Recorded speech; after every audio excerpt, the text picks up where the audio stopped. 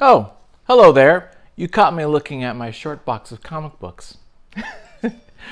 Today I want to talk to you about Strange Tales number 143, created by the one and only, the King, Jack Kirby.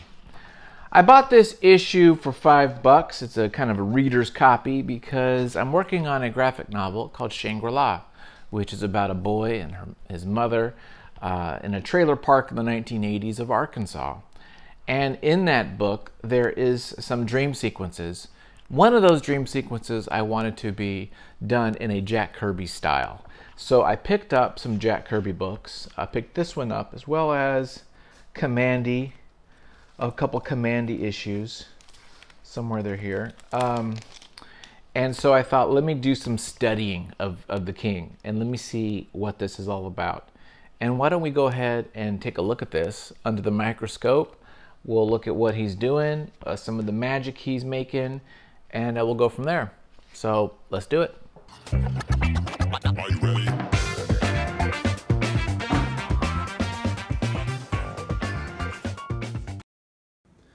Okie dokie, everybody. Again, I love these reader copies. I'm not a collector. I know people are like confused by that. Like, what do you mean? I don't collect comics. I collect stories. I'm a reader. I do analysis. I love the stories.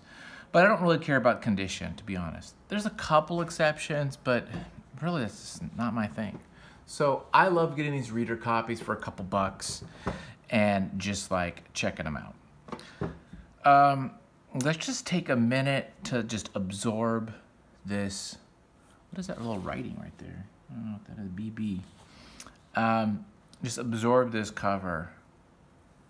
No fingernails. They're not needed. You know, now maybe it was supposed to be gloves and the color screwed that up. I don't know. But there's just enough of movement there and lines to show, you know, that there's knuckles, you know. But he does do these blocky, I think someone called them banana fingers. Banana fingers. But I like it. And they're just big and blocky. You know who else does this is Miller will draw hands like this, but even more so, he'll really make these knuckles. This joint here specifically, he'll make those really enunciated. And then you've got this kind of style of design that he does with everything, that kind of celestials, organic machinery stuff that he puts on it all. That's just him, his style, and it's really fascinating. I don't know where he came up with that, but it's, you know, it might came from Wally Wood when I think about it, because when you think about Wally Wood, when he did some of those sci-fi books, it did have a little bit of that. So maybe that's where it came from. I don't know. I love the brushwork. By the way, so we should say this is Stan Lee, okay? Stan Lee.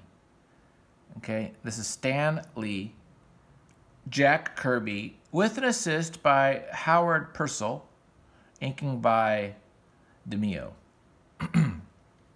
So we got the big guys here.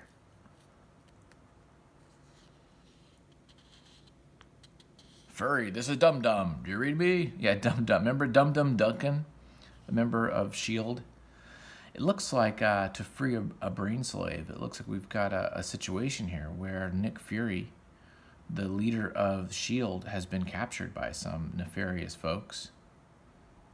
So long as Fury wears the helmet, he is ours to command. S.H.I.E.L.D. has lost its leader.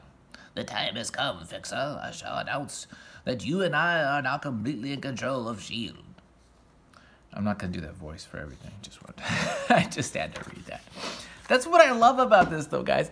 It's fun. It's just kind of a fun.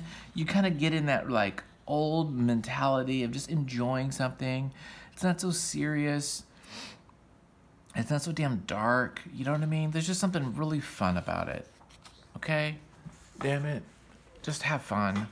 Have freaking fun. Stop doing the human condition. Okay? Stop telling stories about the human. We know. We're all broken. Now let's have some fun, damn it. Also, do you notice that when he does fabric, okay, the fabric never billows out on the waist. It's always taut against the belt.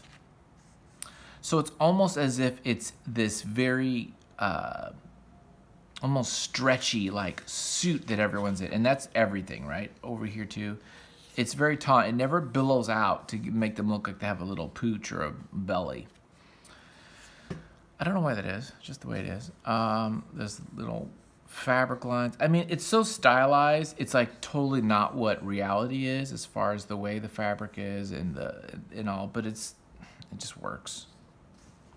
Maybe it works because of it's old. Look at this great page. Look at that again. This technology, very organic.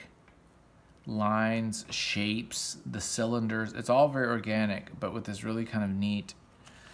What also makes it is these drop shadows. Now he could have went even further with them, but he does a good job of rendering the drop shadows and the shading and the inking to be just right. And all these cool figures. I realize that we've already spent like 5 minutes just on the first 3 pages, so this will either be a long video or a short one. I'm not sure. Yeah, I do love this stuff. It is fun. This is the stuff that I would just like to read all weekend, you know? And I read so infrequently now because I'm just so busy with making. You either produce or you consume. It's hard to do both.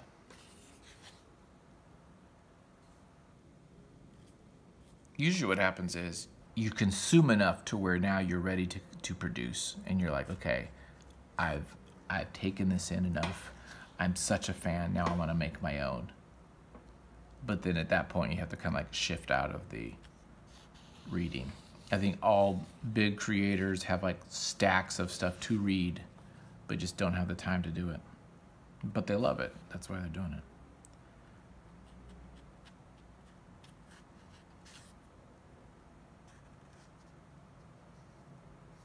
You can see some of these panels are the kind of Wally Wood 24 panels that always work type things. By the way, this I should mention these action are pretty fun. Little shots here. And this one remind the over the ear with the 2 characters in the medium ground. And the side panel here. There's some kind of classics. Some cool ads. There was an ad, I think a Spider-Man ad, a hosted Spider-Man ad that Frank Miller did. I can't remember which one it was, but if we see it. Oh, now we got something totally different. So, was this, oh, it's Strange Tales, that's why. So yeah, Strange Tales has like a little like couple stories. So that was it for the King. That's all we're gonna get with him. And now, what is this? Roy Thomas. No, drawn, Steve Ditko. Oh, this is Steve Ditko. Edited and rehashed by Stan Lee, written and rewritten by Roy Thomas, plotted and drawn by Steve Ditko, lettered by Artie Simek.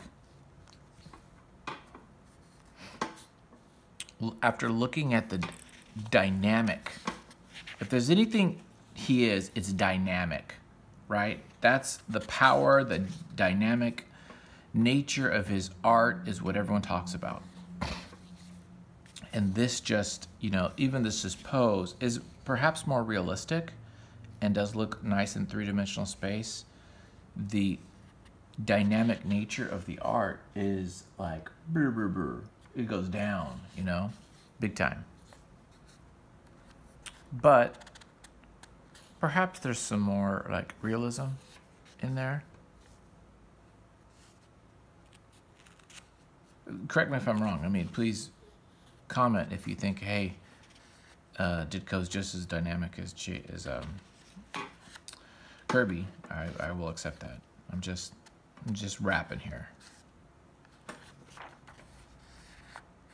I do dig it. I've always liked all the weird, like, weird magic, curvy stuff that they do with him. Oh, the Eye of, what is it? Not Agamemnon. What is it? Agamotto or something like that.